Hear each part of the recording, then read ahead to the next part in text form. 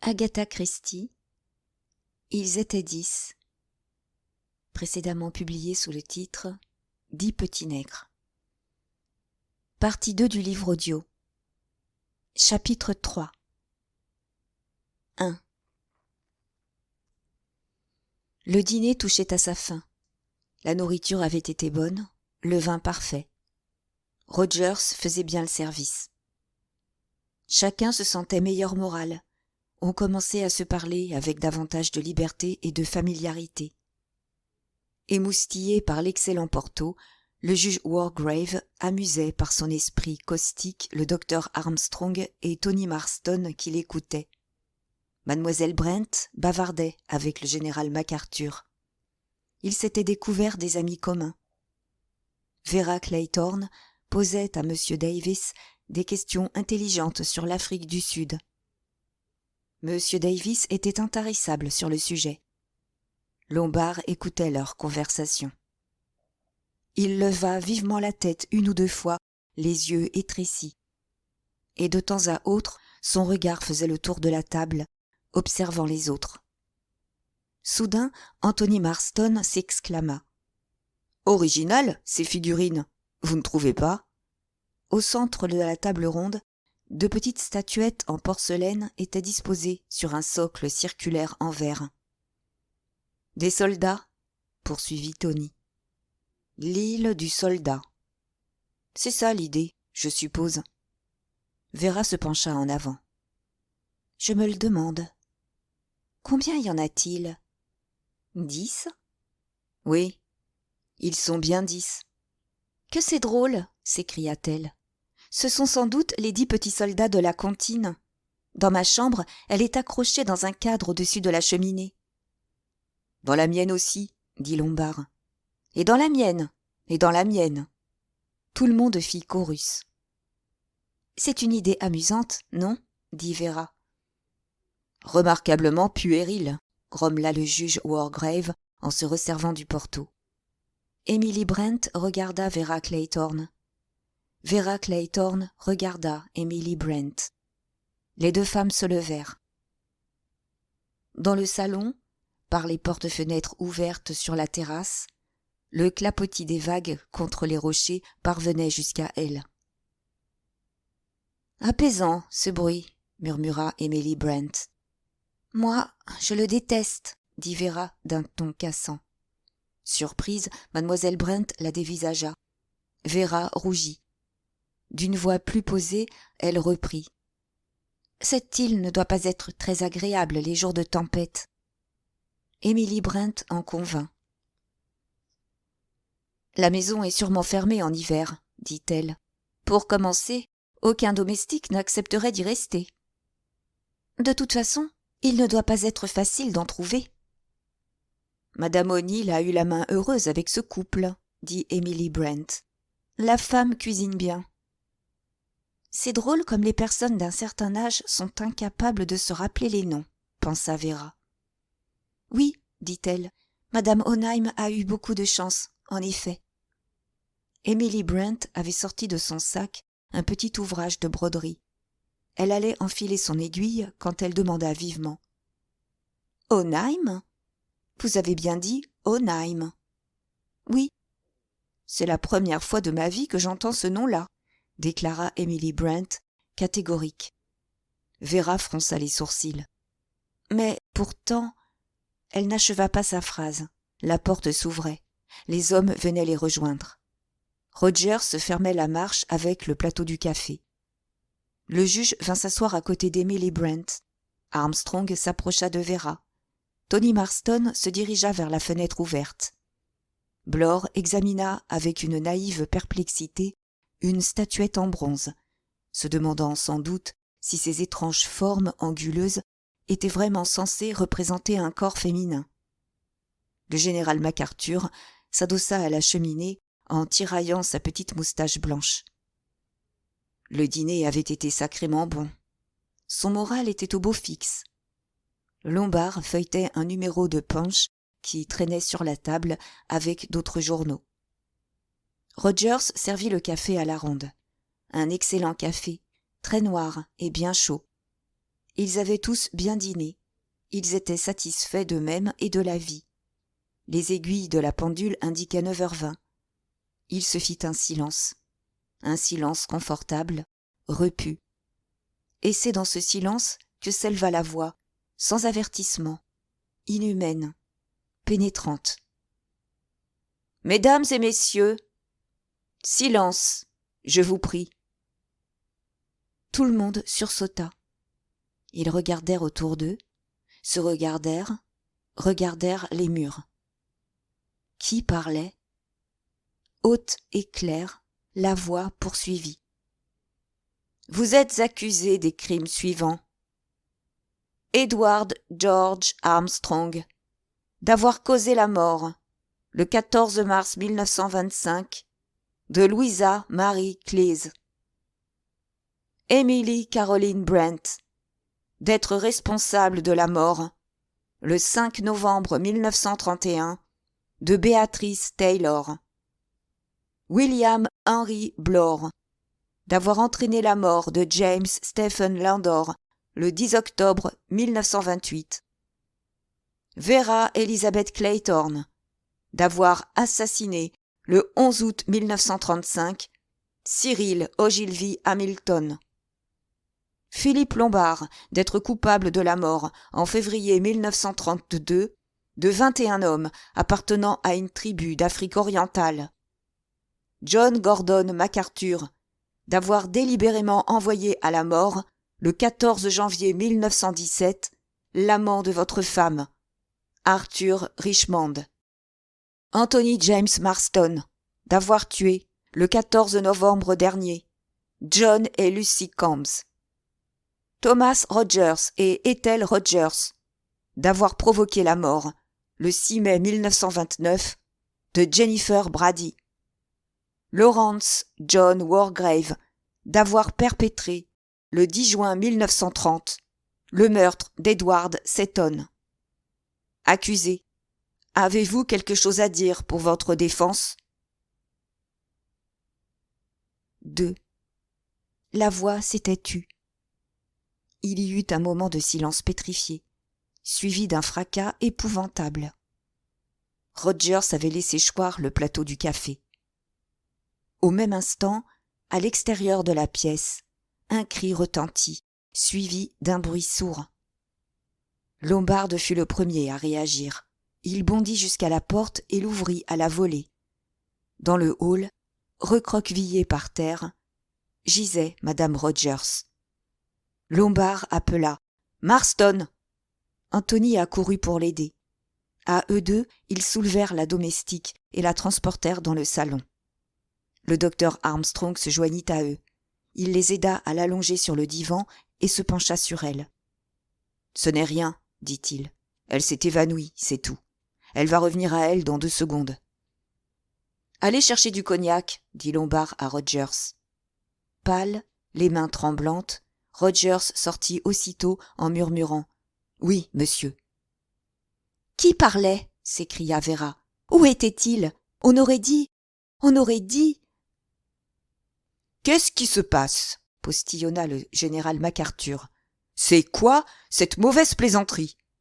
Ses mains tremblaient. Ses épaules étaient affaissées. Il avait soudain vieilli de 10 ans. Blore se tamponnait la figure avec un mouchoir. Seuls le juge Wargrave et mademoiselle Brent paraissaient relativement calmes. Emily Brent était assise, très droite, la tête haute, les joues empourprées. Le juge siégeait dans sa posture habituelle, la tête enfoncée dans le cou. D'une main, il se grattait délicatement l'oreille. Seul son regard était en alerte. Ses yeux pétillants d'intelligence faisaient le tour du salon avec perplexité. De nouveau, ce fut Lombard qui passa à l'action. Armstrong étant occupé avec la domestique évanouie, Lombard pouvait une fois encore prendre l'initiative. « Cette voix, dit-il, on aurait juré qu'elle venait d'ici même. »« Qui était-ce » s'écria Vera. « Qui était-ce ? Ce n'était aucun d'entre nous. » Tout comme le juge, Lombard parcourut lentement la pièce du regard. Ses yeux s'arrêtèrent un instant sur la fenêtre ouverte, mais il secoua la tête. Soudain, une lueur s'alluma dans ses prunelles. Il se dirigea rapidement vers une porte qui se trouvait près de la cheminée. D'un geste vif, il saisit la poignée et ouvrit tout grand le panneau. Il franchit le seuil et poussa aussitôt une exclamation satisfaite. « Ah, c'était donc ça !» Les autres se massèrent derrière lui. Seule mademoiselle Brent resta dans son fauteuil, droite comme un i. Dans la seconde pièce, une table avait été disposée contre le mur mitoyen au salon. Sur la table se trouvait un gramophone, un modèle ancien, doté d'un large pavillon dont l'ouverture était appliquée contre le mur.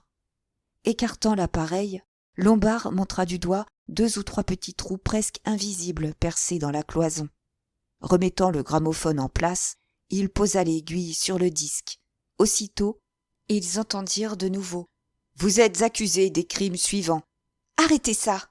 Arrêtez ça! C'est horrible !» s'emporta Vera. Lombard obéit.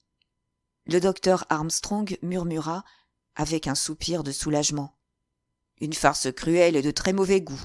Voilà tout. »« Ainsi, vous pensez qu'il s'agit d'une plaisanterie ?»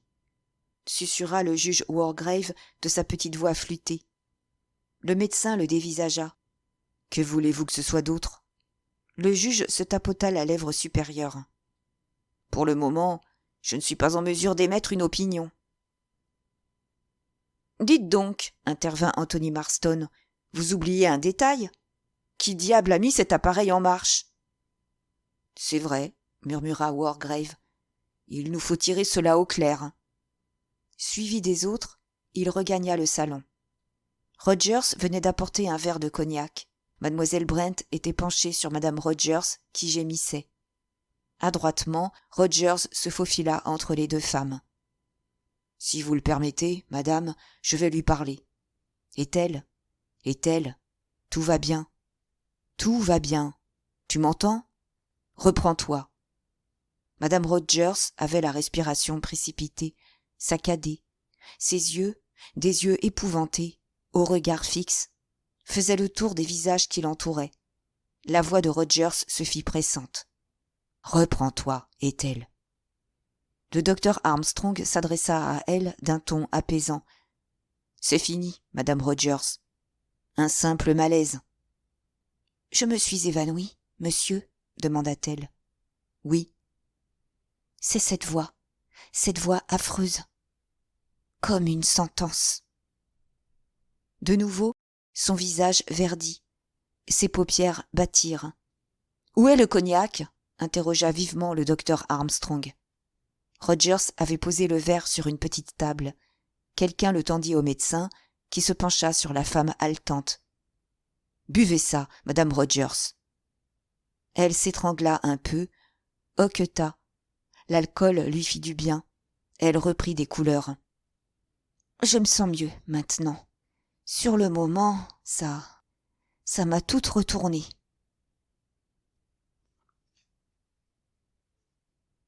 « Il y avait de quoi, » dit précipitamment Rogers. « Moi aussi, ça m'a retournée. Même que j'en ai lâché mon plateau. Rien que des mensonges. Voilà ce que c'était. Je voudrais bien savoir... » Un bruit l'interrompit. Ce n'était qu'un toussotement, une petite toux sèche, mais qui eut pour effet de le stopper en plein élan. Il dévisagea le juge Wargrave, qui se racla de nouveau la gorge. « Qui a posé ce disque sur le gramophone ?» demanda le magistrat. « C'est vous, Rogers ?»« Je ne savais pas ce que c'était, » protesta le domestique. « Parole d'honneur, je ne savais pas ce que c'était, monsieur. Sinon, je ne l'aurais jamais fait. »« C'est sans doute vrai, » admit le juge avec flegme. « Mais vous feriez quand même bien de vous expliquer, Rogers. » Le majordome s'épongea le visage avec son mouchoir. « J'ai juste obéi aux ordres, monsieur, c'est tout. »« Aux ordres de qui ? » ?»« De monsieur Hohenheim. »« Soyons clairs, » dit le juge Wargrave. « Quels étaient exactement les ordres de monsieur Hohenheim ? » « Je devais poser un disque sur le gramophone. Le disque se trouverait dans le tiroir de la table, et ma femme devait mettre l'appareil en marche au moment où j'entrerais dans le salon avec le plateau du café. Voilà une histoire bien extraordinaire, marmonna le juge. C'est la vérité, monsieur, s'écria Rogers. Je jure devant Dieu que c'est la vérité. Je ne savais pas de quoi il retournait. Absolument pas. Il y avait un nom sur le disque. J'ai cru que c'était un simple morceau de musique. Wargrave interrogea Lombard du regard. Il y avait un titre sur le disque? Lombard acquiesça.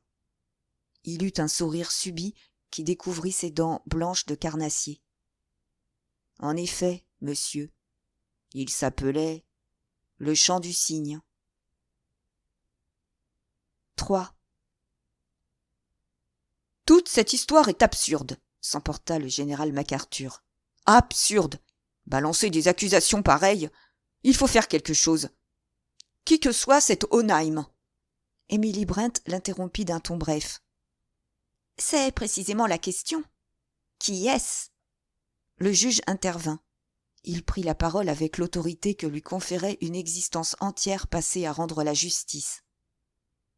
C'est ce que nous devons nous employer à découvrir. Je vous suggère d'aller d'abord mettre votre femme au lit, Rogers. Ensuite, venez nous rejoindre ici. Bien, monsieur. Je vais vous donner un coup de main, Rogers, dit le docteur Armstrong. Soutenue par les deux hommes, madame Rogers partit en chancelant. Vous, je ne sais pas, déclara Tony Marston, une fois la porte refermée. Mais moi, je prendrais bien un verre. Je suis d'accord, approuva Lombard. Je vais voir ce que je peux dénicher, dit Tony. Il sortit de la pièce. Il revint quelques secondes plus tard en annonçant « J'ai trouvé ce plateau tout préparé dans le hall. Il n'y avait plus qu'à l'apporter. » Il posa son fardeau avec précaution. Pendant les 2 minutes qui suivirent, on servit à boire. Le général MacArthur prit un whisky bien tassé, imité par le juge. Ils ressentaient tous le besoin d'un remontant. Seule Emily Brent réclama et obtint un verre d'eau. Le docteur Armstrong ne tarda pas à revenir. « Elle va bien. Je lui ai donné un sédatif. »« Qu'est-ce que je vois là? Vous prenez un verre ?»« Ce n'est pas de refus. » Parmi les hommes, plusieurs se resservirent. Quelques instants plus tard, Rogers réapparut.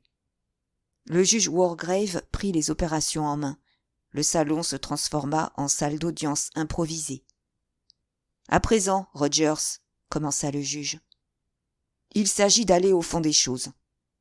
Qui est ce monsieur Onheim ?» Rogers ouvrit de grands yeux. « Mais le propriétaire de cette maison, monsieur. » « J'entends bien. Ce que je vous demande, c'est ce que vous savez personnellement sur cet homme. » Rogers secoua la tête. « Je ne peux pas vous dire, monsieur. Je ne l'ai jamais vu. » Un léger frémissement parcourut l'assistance. « Comment ça? Vous ne l'avez jamais vu ?» intervint le général MacArthur. « Ma femme et moi, monsieur, nous sommes ici depuis moins d'1 semaine. Nous avons été embauchés par lettre, par l'intermédiaire d'une agence. L'agence Regina à Plymouth. » Blore acquiesça. « Une vieille firme qui a pignon sur rue. »« Cette lettre, vous l'avez encore ?» s'enquit Wargrave. « Celle de notre employeur ? Non, monsieur, je ne l'ai pas gardée. » Poursuivez votre récit. Vous avez donc été engagé par courrier. Oui, monsieur. Nous devions arriver un jour précis. Ce que nous avons fait. Ici, tout était en ordre. Grosse réserve de provisions, maison impeccable. Il y avait juste besoin d'un coup de balai. Et ensuite ? Rien, monsieur. Nous avons reçu la consigne, toujours par lettre, de préparer les chambres pour un groupe d'invités. Et puis hier, au courrier de l'après-midi, j'ai reçu une autre lettre de monsieur Onheim. Sa femme et lui étaient retenus, à nous de faire au mieux.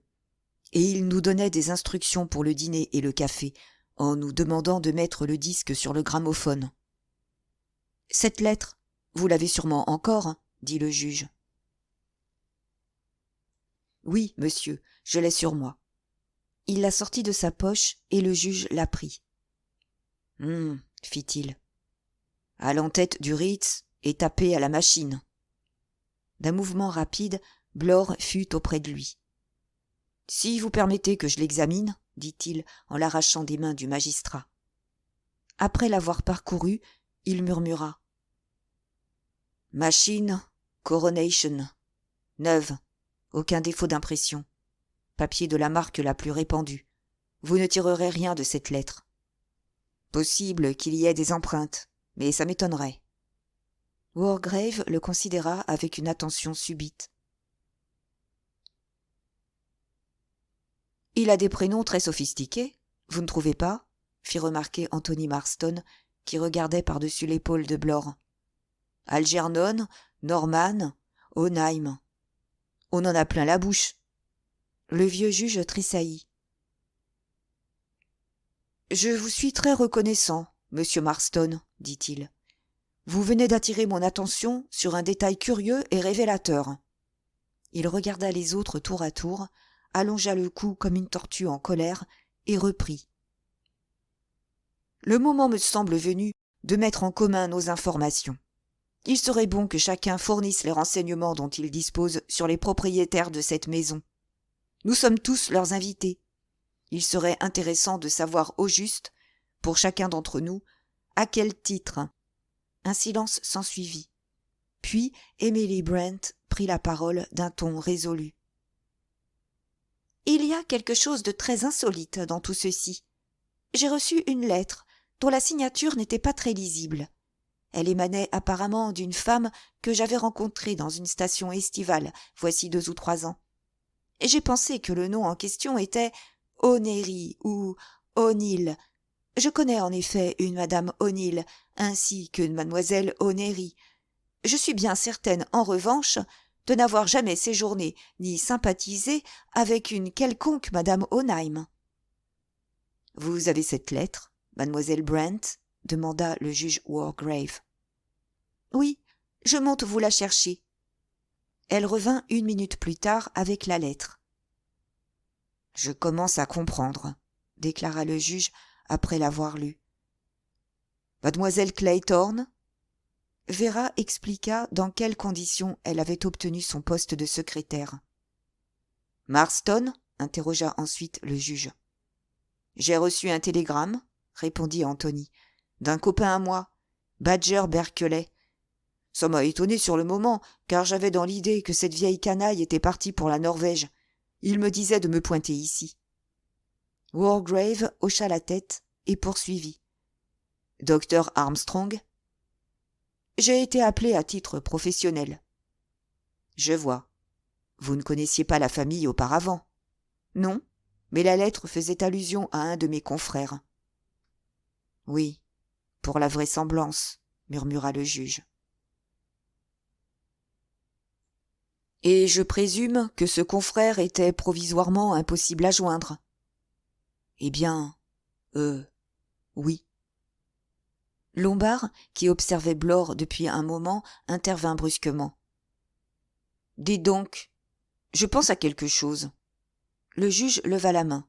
« Tout à l'heure. Mais chaque chose en son temps, monsieur Lombard. Pour l'instant, nous déterminons les causes qui nous ont réunis ici ce soir. »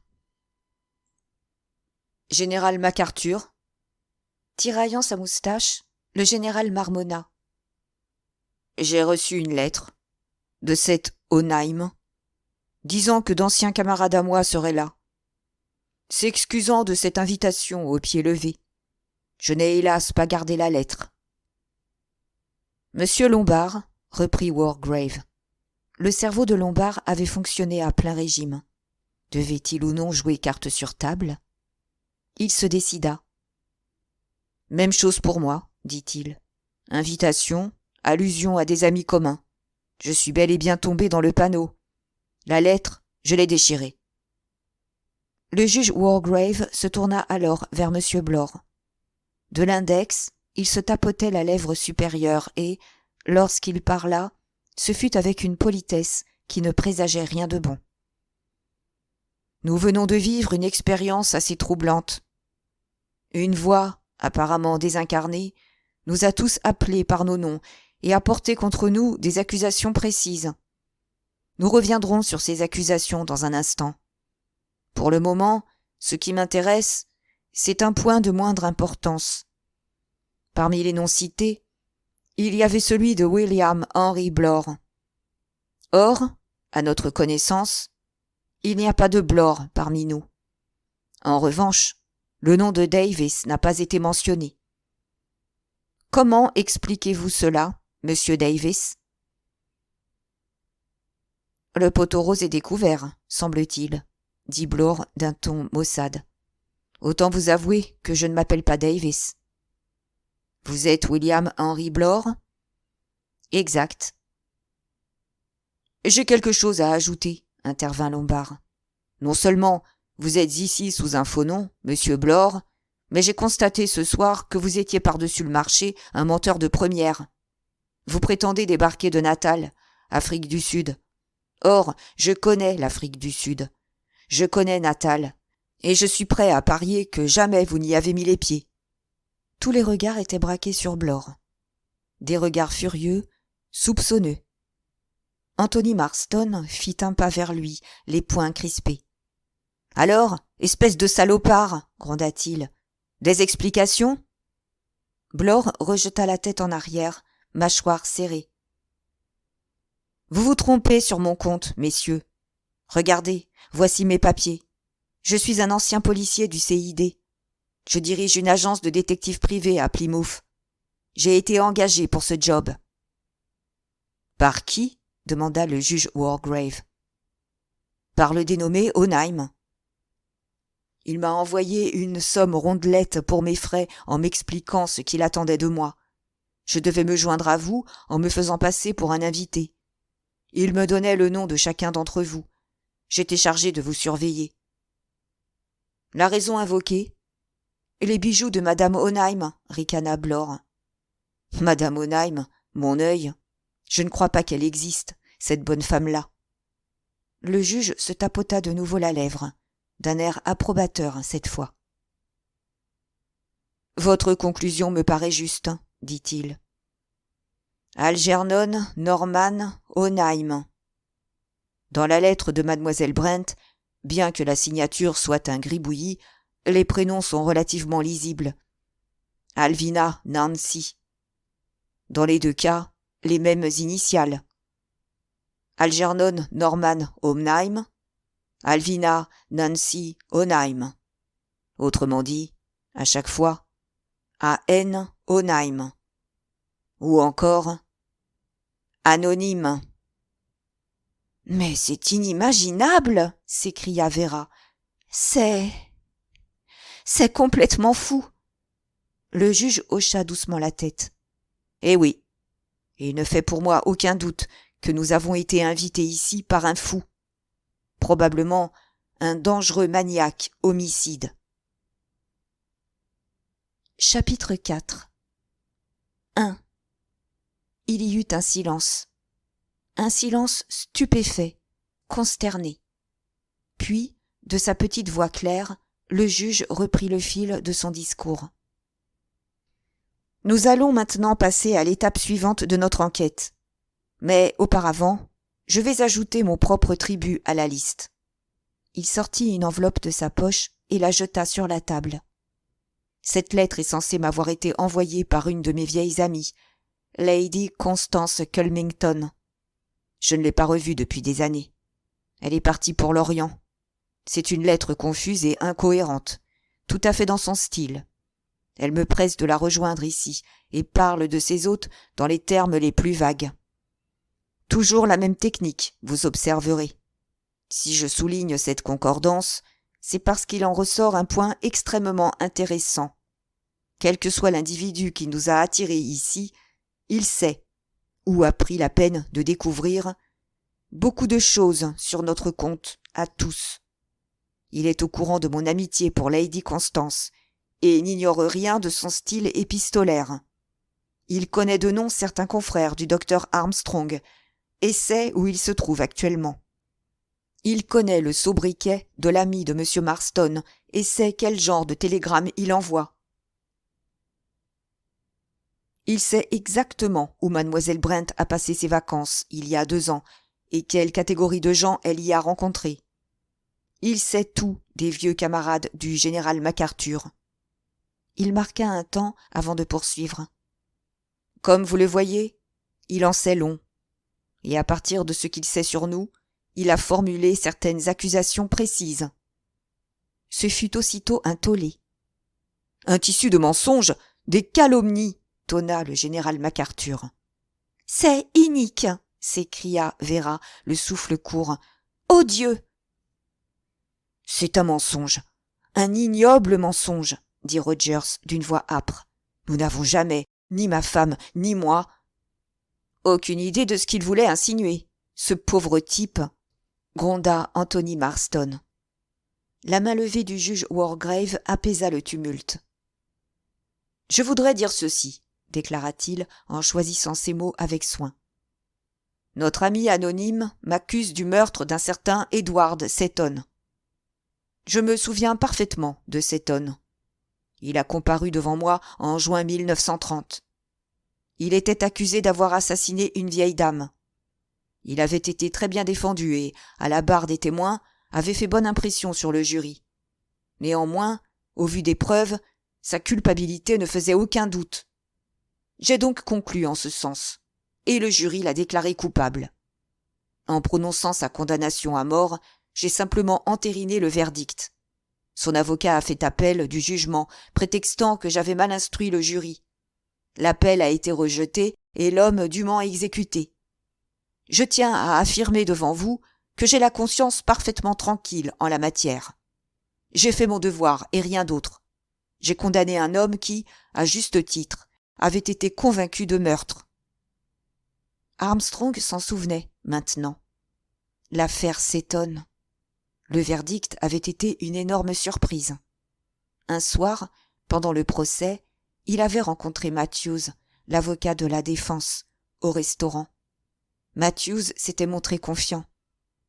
Aucun doute sur le verdict. L'acquittement est pratiquement certain. Par la suite, Armstrong avait entendu divers commentaires. Le juge était à fond contre Seton. Il a retourné le jury comme une crêpe et ils l'ont déclaré coupable.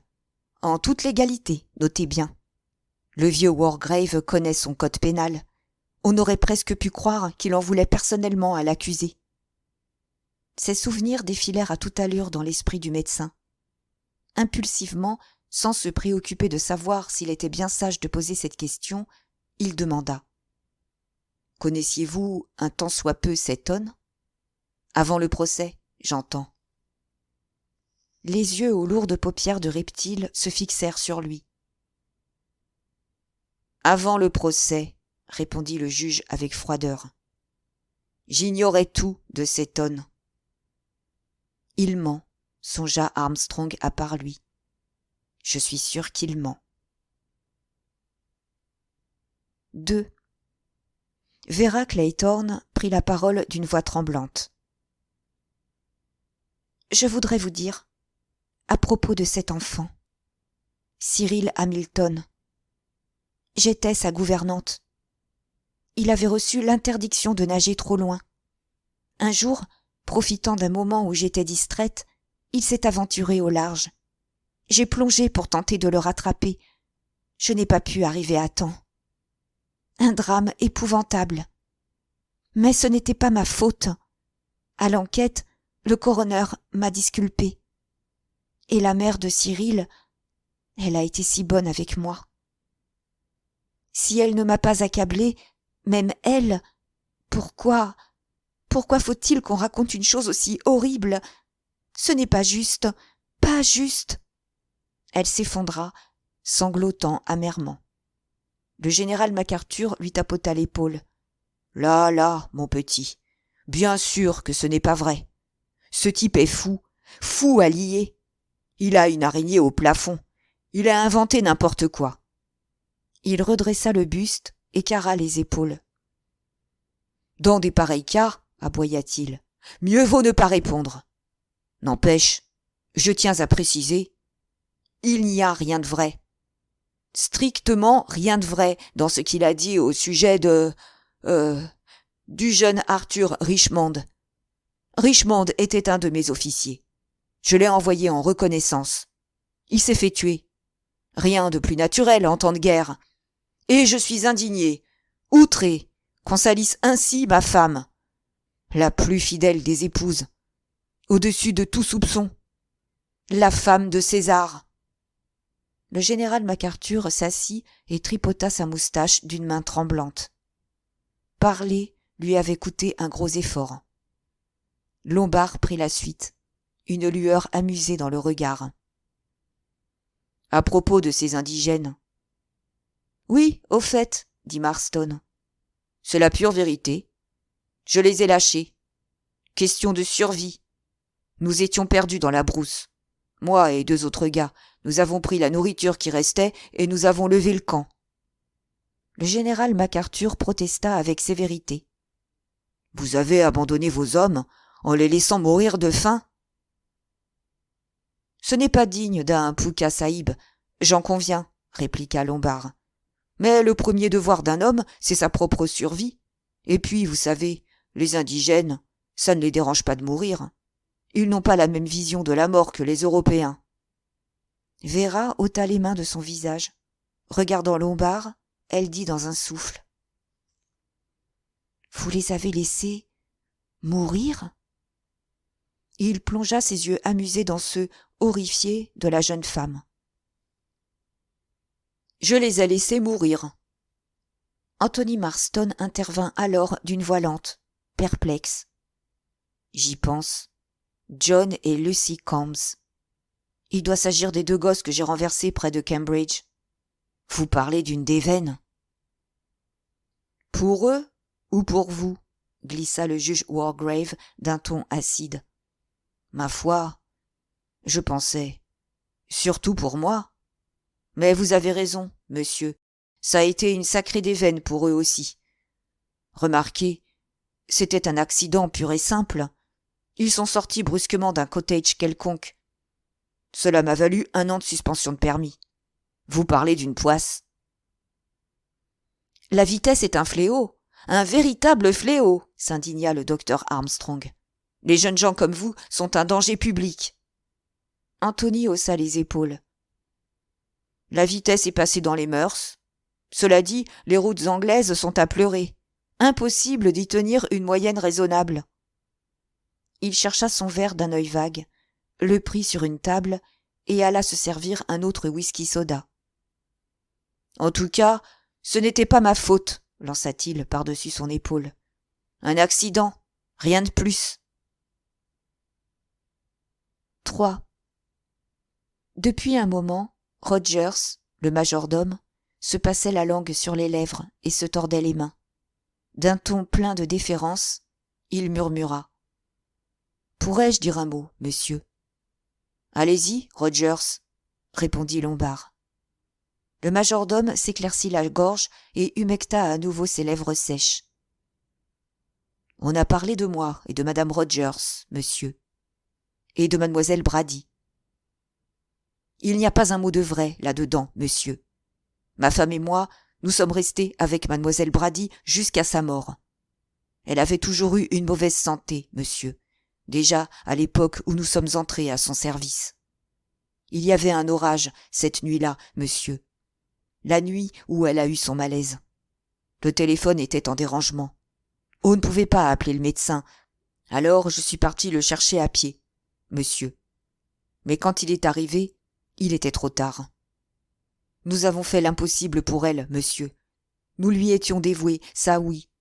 Tout le monde pourra vous le dire. Personne ne nous a jamais rien reproché.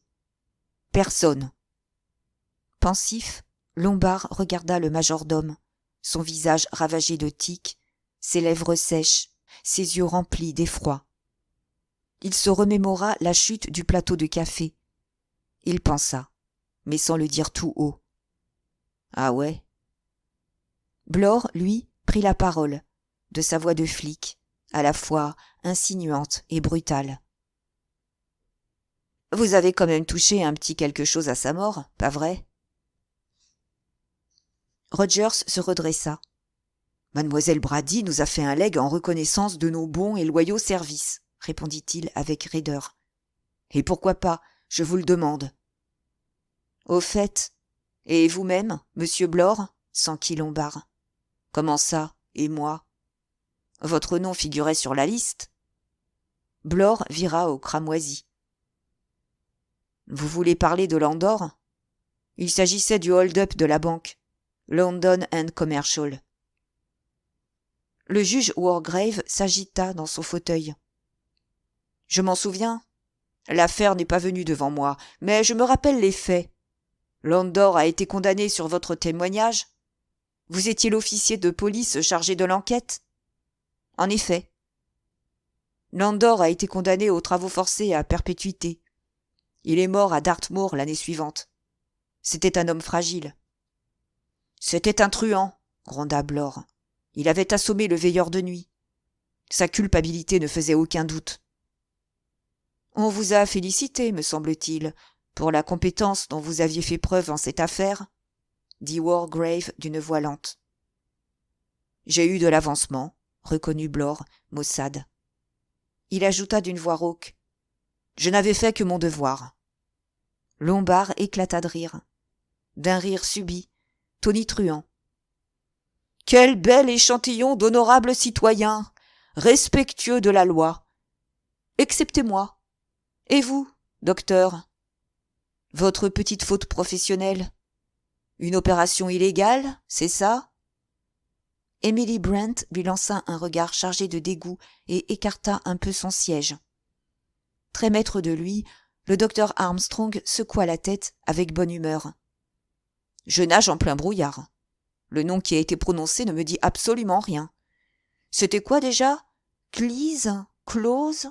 Je ne me rappelle vraiment pas avoir eu une patiente de ce nom-là, ni avoir causé, directement ou indirectement, la mort de quelqu'un. Cette histoire est pour moi un mystère total. Il est vrai que ça ne date pas d'hier.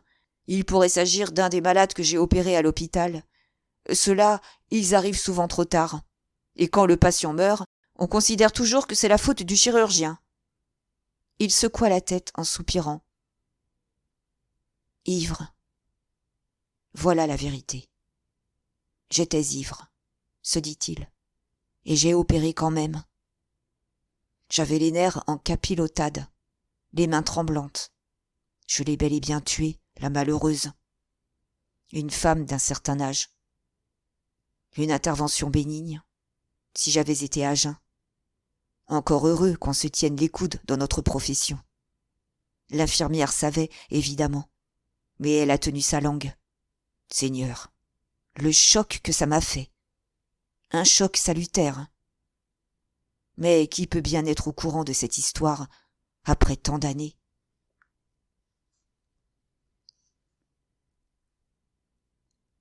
« 4. Le silence s'était fait dans la pièce. Ouvertement ou à la dérobée, tout le monde regardait Emily Brent. Il lui fallut un certain temps pour s'en rendre compte. Ses sourcils se haussèrent sur son front étroit. « Attendez-vous que je dise quelque chose? Je n'ai rien à dire. »« Rien, mademoiselle Brent, » insista le juge. « Rien. » Elle serra étroitement les lèvres. Le juge se passa la main sur le visage. « Vous réservez votre défense ?» s'enquit-il d'un ton suave. « Il n'est pas question de défense, » répliqua mademoiselle Brent avec froideur. « J'ai toujours agi en accord avec ma conscience. Je n'ai rien à me reprocher. » Un sentiment d'insatisfaction palpable flottait dans l'air. Mais Emily Brent n'était pas femme à se laisser fléchir par l'opinion d'autrui. Elle demeura inébranlable. Le juge se racla la gorge à une ou deux reprises. « Notre enquête en restera donc là, » dit-il enfin. « Voyons, Rogers, qui d'autre y a-t-il sur cette île en dehors de nous, de vous et de votre femme ? » « Personne, monsieur. Rigoureusement personne. » « Vous en êtes sûr ? » ?»« Sûr et certain, monsieur. » « Je ne saisis pas encore très bien pourquoi notre hôte anonyme nous a rassemblés ici, » reprit Wargrave. « Mais à mon sens, cet individu, quel qu'il soit, n'est pas sain d'esprit au sens habituel du terme. Il est peut-être même dangereux. Selon moi, nous avons tout intérêt à quitter cet endroit le plus tôt possible. Je suggère que nous partions ce soir même. Je vous demande pardon, monsieur, intervint Rogers. Mais il n'y a pas de bateau sur l'île. Pas la moindre embarcation? Non, monsieur. Comment communiquez-vous avec la côte? Fred Narracott vient tous les matins, monsieur. Il apporte le pain, le lait, le courrier, et il prend les commandes. Dans ce cas, déclara le juge Wargrave, je propose que nous partions tous demain matin, dès que Narracott arrivera avec son bateau. Un chœur d'approbation accueillit cette suggestion, à l'exception d'une voix discordante, celle d'Anthony Marston, en désaccord avec la majorité. Pas très fair-play, non? On devrait élucider le mystère avant de mettre les voiles. On se croirait dans un roman policier. C'est palpitant.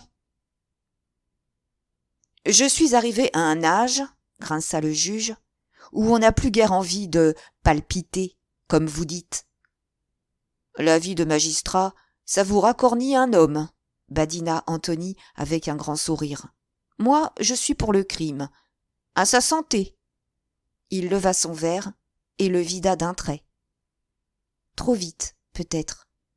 Il s'étrangla, s'étouffa.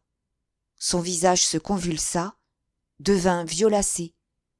Il chercha désespérément son souffle. Puis il glissa de son siège, lâchant le verre qu'il tenait à la main. Chapitre 5 1. Ce fut si brutal, si inattendu, qu'ils en eurent tous le souffle coupé. Médusés, ils restèrent là, à regarder stupidement la forme recroquevillée sur le tapis. Enfin, le docteur Armstrong se leva d'un bond et alla s'agenouiller près du corps. Lorsqu'il releva la tête, ses yeux étaient remplis d'incrédulité. Comme frappé de stupeur, il murmura. « Nom de Dieu! Il est mort !» Ils ne comprirent pas tout de suite. Mort? Mort? Ce jeune dieu nordique éclatant de santé et de vigueur? Terrassé en une seconde? Les jeunes gens robustes ne mouraient pas comme ça, en s'étranglant avec un whisky? Non, ils ne comprenaient pas. Le docteur Armstrong examinait le visage du mort. Il renifla les lèvres bleues, distordues. Puis il ramassa le verre dans lequel Anthony Marston avait bu. « Mort ?» s'insurgea le général MacArthur. « Vous voulez dire que ce garçon s'est étouffé et qu'il en est mort ?»« Étouffé ? Oui, si vous voulez, » répondit le médecin. « Ce qu'il y a de sûr, c'est qu'il est mort d'asphyxie. » Il reniflait maintenant le verre. Il trempa son doigt dans le fond de whisky et, très prudemment, le porta à sa langue. Son expression changea. « Je n'aurais jamais cru qu'on pouvait mourir comme ça, » marmonna le général MacArthur. « Rien qu'en avalant de travers. » « Au printemps de la vie, nous sommes déjà dans la mort, » proféra Emily Brent d'un ton vibrant. Le docteur Armstrong se releva. « Non, on ne meurt pas d'avoir avalé de travers, » dit-il avec brusquerie. « Marston n'est pas mort de ce qu'il est convenu d'appeler une mort naturelle. » Vera demanda dans un souffle. « Il y avait quelque chose dans le whisky ?» Armstrong inclina la tête. « Oui. Quoi au juste? Je n'en sais rien. Tout paraît désigner un dérivé du cyanure. Pas d'odeur d'acide prussique, donc sans doute du cyanure de potassium. Son action est foudroyante. » « Le poison était dans le verre ?» s'enquit le juge d'un ton âpre. « Oui. » Le médecin se dirigea vers la table sur laquelle se trouvaient les alcools. Il déboucha la bouteille de whisky, la renifla, la goûta. Puis il goûta l'eau de seltz, en secouant la tête. « Rien d'anormal, dit-il. »« Vous voulez dire qu'il aurait mis lui-même le poison dans son verre, intervint Lombard. Armstrong acquiesça, mais son visage exprimait une curieuse insatisfaction. Apparemment, oui. Un suicide, fit Blore. Drôle de méthode. Qu'un homme comme lui se suicide, c'est inimaginable, murmura Vera d'une voix lente. Il était si débordant de vitalité. Il était, comment dire, il mordait dans la vie à pleines dents. Quand il a dévalé la colline au volant de sa voiture, tout à l'heure, il avait l'air... Oh, je n'arrive pas à m'expliquer. Mais il savait ce qu'elle voulait dire.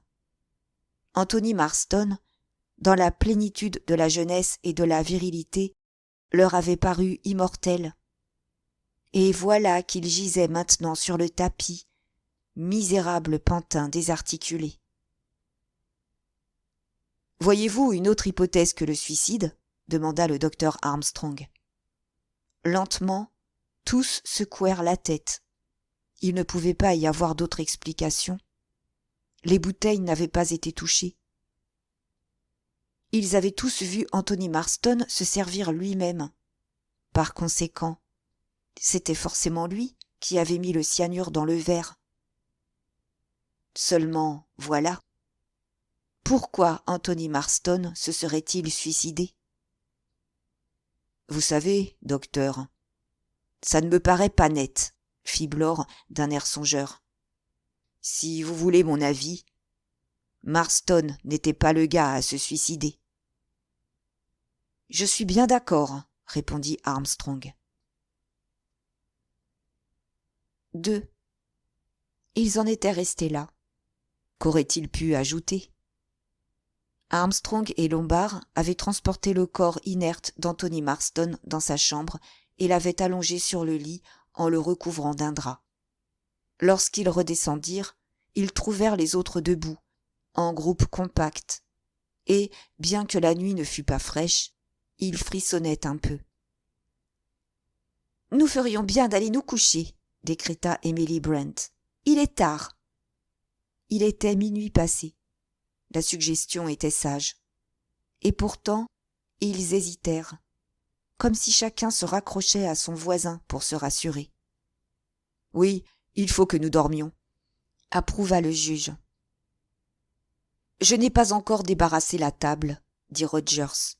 « Vous le ferez demain matin, » trancha Lombard. « Comment va votre femme ?» lui demanda Armstrong. « Je vais monter voir, monsieur. » Il revint au bout de 2 minutes. « Elle dort à poing fermé, monsieur. »« Bien, » dit le médecin. « Ne la dérangez pas. »« Non, monsieur. Je vais juste ranger un peu dans la salle à manger et m'assurer que tout est bien fermé. Après ça, j'irai me mettre au lit. » Il traversa le hall et entra dans la salle à manger. Les autres montèrent l'escalier en une lente et réticente procession. Si la maison avait été une vieille demeure, au parquet qui craque, aux ombres menaçantes et aux épais murs lambrissés, elle aurait pu avoir quelque chose d'inquiétant. Mais cette maison-là était l'essence même de la modernité. Pas de recoins sombres, pas d'éventuelles portes dérobées, la lumière électrique inondait les lieux. Tout était neuf, propre et brillant, rien de caché, rien de secret. Une maison dépourvue de tout mystère. Et, paradoxalement, c'était ça le plus effrayant. Sur le palier, ils se souhaitèrent une bonne nuit. Chacun entra dans sa chambre, et chacun, presque sans en avoir conscience, ferma sa porte à double tour. 3. Dans sa jolie chambre au ton pastel, le juge Wargrave se déshabillait et se préparait à se mettre au lit. Il pensait à Edward Seton.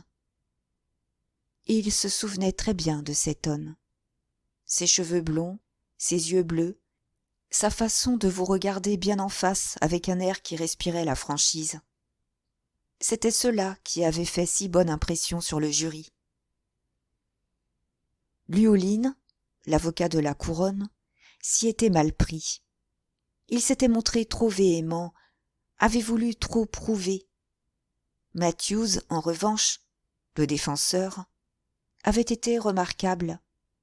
Ses arguments avaient porté. Ses contre-interrogatoires avaient été meurtriers. Lorsque son client était venu témoigner à la barre, il l'avait manœuvré de main de maître. Et Seton s'était bien sorti de l'épreuve du contre-interrogatoire. Il n'avait manifesté ni agitation ni impétuosité excessive. Le jury en avait été impressionné. Sans doute Matthews, à ce moment-là, avait-il eu le sentiment que le plus dur était fait. Le juge remonta soigneusement sa montre et la posa sur la table de chevet. Il se rappelait avec exactitude ce qu'il avait éprouvé pendant qu'il siégeait, écoutant, prenant des notes, soupesant les témoignages, répertoriant les moindres indices qui plaidaient contre l'accusé. Passionnant, ce procès. La plaidoirie de Matthews avait été de tout premier ordre. Llewellyn, venant après, n'était pas parvenu à effacer la bonne impression produite par l'avocat de la défense. Ensuite, c'avait été à lui de prendre la parole pour formuler ses conclusions. Avec précaution, le juge Wargrave ôta son dentier et le mit dans un verre d'eau. Ses lèvres ridées se rétractèrent. Sa bouche prit un pli cruel, prédateur et cruel. Fermant à demi les paupières, le juge sourit intérieurement. Il lui avait bien réglé son compte, à Seton. Avec un grognement de rhumatisant, il se mit au lit et éteignit la lampe de chevet. 4. En bas, dans la salle à manger, Rogers était perplexe.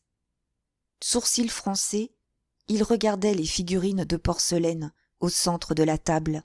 « Ça, c'est un peu fort », marmonna-t-il à part lui. « J'aurais pourtant juré qu'il y en avait 10. » 5. Le général MacArthur se tournait et se retournait dans son lit. Il n'arrivait pas à trouver le sommeil. Dans le noir, il voyait le visage d'Arthur Richmond. Il avait eu de l'affection pour Arthur, une sacrée affection même. Et il avait été content de voir que Leslie l'aimait bien aussi. Leslie était si capricieuse. Le nombre de braves garçons qu'elle avait pu toiser avec dédain et décréter assommant. Il est assommant. Point final. Mais Arthur Richmond, elle ne l'avait pas trouvé assommant. Dès le début, ils s'étaient bien entendus. Ils discutaient ensemble théâtre, musique, cinéma. Elle le taquinait, se moquait de lui, le mettait en boîte. Et lui, MacArthur, était ravi que Leslie porte à ce grand gosse un intérêt maternel. Maternel, tu parles.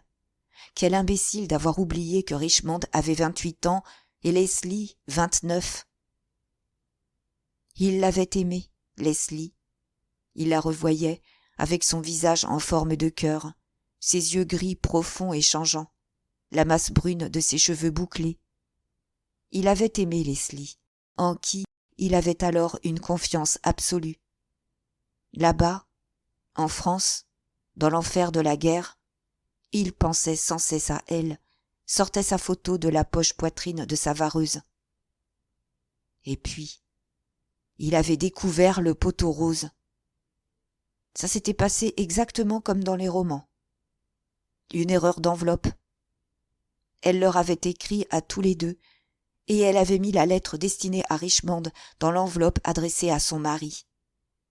Aujourd'hui encore, après tant d'années, il ressentait le choc, la douleur.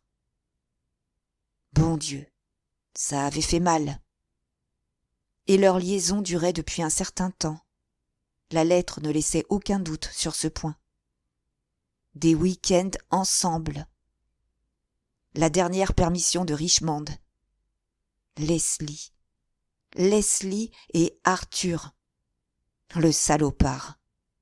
Avec sa bouille souriante, Oui, mon général, empressé. Un menteur, voilà ce que c'était, un hypocrite, un voleur d'épouses.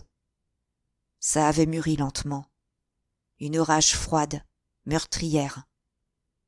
Il avait réussi à se comporter comme d'habitude, à ne rien laisser paraître. Il s'était efforcé de ne rien changer à son attitude envers Richmond. Y était-il parvenu? Il le pensait. Richmond n'avait rien soupçonné. Les sautes d'humeur étaient monnaie courante à la guerre, où les nerfs des hommes étaient soumis à rude épreuve. Seul le jeune Armitage l'avait regardé une ou deux fois d'un air bizarre. Un genou, oui, mais il avait de l'intuition, ce garçon. Peut-être Armitage avait-il deviné, quand l'heure avait sonné. Il avait délibérément envoyé Richmond à la mort. Seul un miracle lui aurait permis de revenir indemne. Le miracle ne s'était pas produit. Oui, il avait envoyé Richmond à la mort et il ne regrettait rien. Ça n'avait pas été bien difficile. Des erreurs de ce genre, des officiers qu'on envoyait au casse-pipe sans nécessité, ça arrivait tout le temps. On vivait dans la confusion, la panique. Plus tard, il se trouverait peut-être des gens pour dire « Le vieux MacArthur a un peu perdu les pédales. Il a commis quelques bourdes colossales et sacrifié certains de ses meilleurs hommes. » Mais ça n'irait pas plus loin. Seulement, pour le jeune Armitage, c'était différent. Il avait regardé son supérieur d'un drôle d'air. Peut-être avait-il compris qu'on envoyait froidement Richmond se faire tuer. À la fin de la guerre, Armitage avait-il parlé? Leslie n'avait rien su. Elle avait pleuré son amant. Du moins, le supposait-il.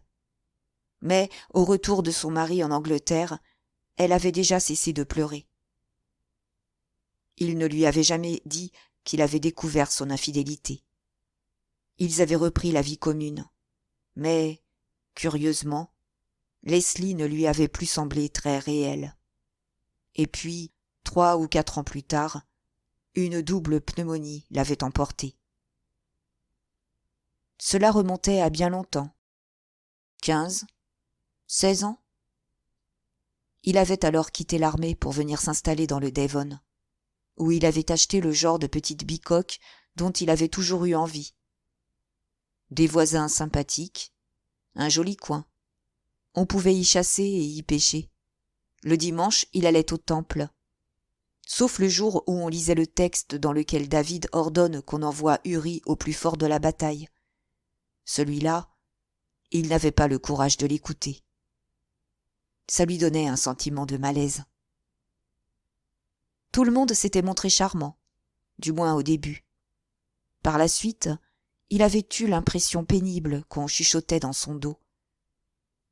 On le regardait d'un œil différent, comme si on avait entendu des racontars. Une rumeur mensongère. Armitage? Et si Armitage avait parlé? À partir de ce moment-là, il s'était mis à éviter les gens. Il s'était replié sur lui-même. Désagréable de sentir qu'on déblatère sur votre compte. C'était si vieux, tout ça. Si vain, aujourd'hui. Le souvenir de Leslie s'était estompé. Celui d'Arthur Richmond aussi. Rien de ce qui s'était passé n'avait plus guère d'importance.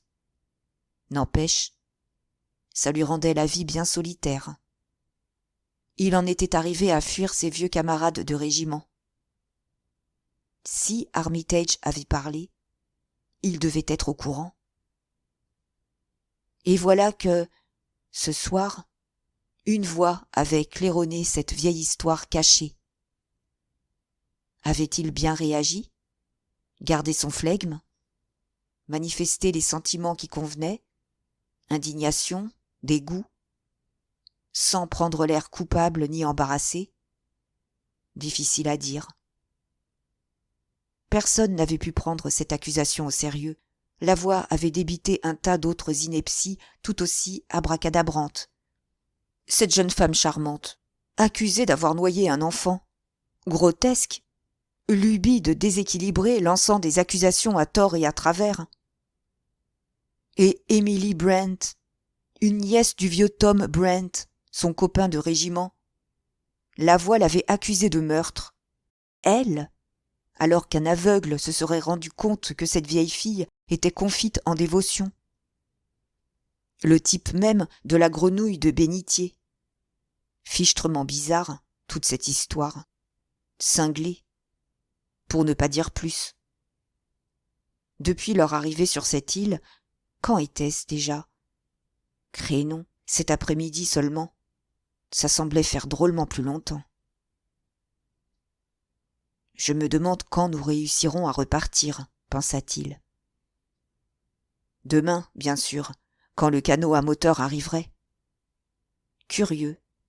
Tout d'un coup, il n'avait plus très envie de quitter l'île, de retrouver la côte, sa petite maison, ses ennuis et ses soucis.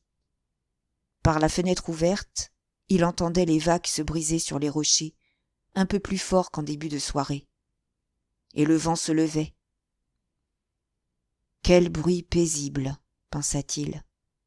Quel havre de paix. Il se dit encore, l'avantage d'une île, c'est qu'une fois qu'on y est, on ne peut pas aller plus loin.